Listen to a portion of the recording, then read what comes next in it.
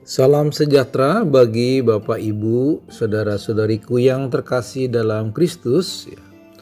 Hari ini saya akan mengambil tema tentang kisah 12 rasul. Untuk rasul pertama adalah Santo Petrus. Santo Petrus memiliki nama asli Simon. Yesus mengubah namanya menjadi Kefas dalam bahasa Aram, atau bahasa Yunaninya Petrus, yang memiliki arti batu karang atau karang padas. Yesus memandang dia dan berkata, "Engkau Simon, anak Yohanes, engkau akan dinamakan Petrus." Istilah batu karang tersebut diyakini bahwa Yesus meletakkan landasan gerejanya di atas Petrus. Di kemudian hari ia menjadi paus pertama sebagai pemimpin para rasul dan martir di Roma. Sebagai lambangnya, Rasul Paulus memegang dua kunci bersilangan. Hidup di abad pertama dan meninggal kurang lebih di umur 67 tahun. Asal-usul dan panggilan daripada Petrus. Petrus lahir di Betsaida, Galilea, dan merupakan anak dari Yohanes atau Yonas dan saudara dari Andreas yang juga menjadi murid Yesus. Sebagai awal pekerjaan, ia sebagai nelayan bersama saudaranya. Panggilan Petrus oleh Yesus terjadi saat ia melempar jala di danau Galilea. Yesus mengajaknya untuk menjadi penjala manusia, dan Petrus serta Andreas segera meninggalkan segala sesuatu dan mengikutinya. Kemudian adanya pengakuan Petrus. Di suatu waktu Yesus bertanya kepada murid-muridnya tentang siapa dia menurut mereka. Petrus menjawab dengan pengakuan yang penting. "Engkau adalah Mesias, anak Allah yang hidup." Yesus mengatakan bahwa Allah sendiri telah menyatakan hal ini kepada Petrus dan membangun gerejanya di atas iman Petrus. Untuk perjalanan dan pelayanan Petrus, selama 3 tahun pelayanan Yesus, Petrus menyaksikan banyak mukjizat dan pengajarannya, yaitu ia sebagai saksi mata kebangkitan Lazarus. Yesus memberi makan 5.000 orang dengan 5 roti dan 2 ikan.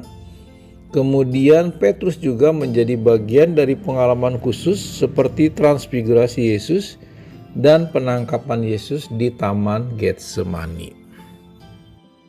Sebagai renungan Petrus, Petrus juga mengalami momen-momen yang mengejutkan di dalam hubungannya dengan Yesus.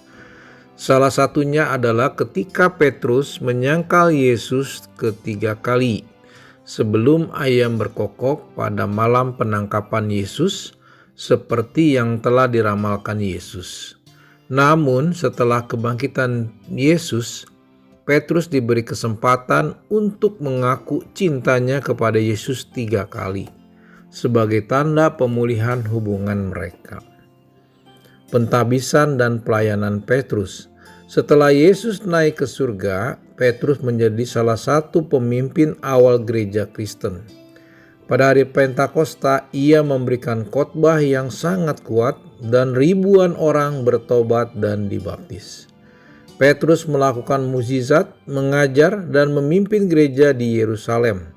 Dia juga terlibat di dalam pengutusan kepada orang bukan Yahudi seperti Kornelius dan membuka pintu bagi pengajaran Injil kepada bangsa-bangsa lain. Sebagai martir, menurut tradisi, Santo Petrus akhirnya ditangkap dan disalib di Roma pada masa pemerintahan Kaisar Nero di tahun 64 Masehi. Petrus meminta agar ia disalib terbalik dan menganggap dirinya tidak layak untuk mati dengan cara yang sama seperti Yesus gurunya. Petrus diyakini telah menderita martir sebagai pengorbanan akhir bagi imannya kepada Yesus Kristus.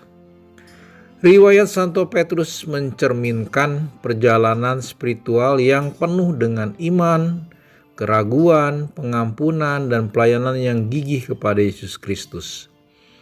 Peran dan pengaruhnya di dalam pembentukan gereja awal sangat signifikan, dan dia dihormati sebagai salah satu santo yang paling penting di dalam tradisi Kristen. Sebagai peringatan kemartiran adalah setiap tanggal 29 Juni. Dan sebagai peringatan pesta tahta Santo Petrus setiap tanggal 22 Februari. Sebagai tempat pemakaman yaitu di Basilika Santo Petrus, Vatikan City, Vatikan. Demikianlah riwayat Santo Petrus sebagai pemimpin para rasul. Terima kasih, Tuhan Yesus memberkati kita semua. Amin.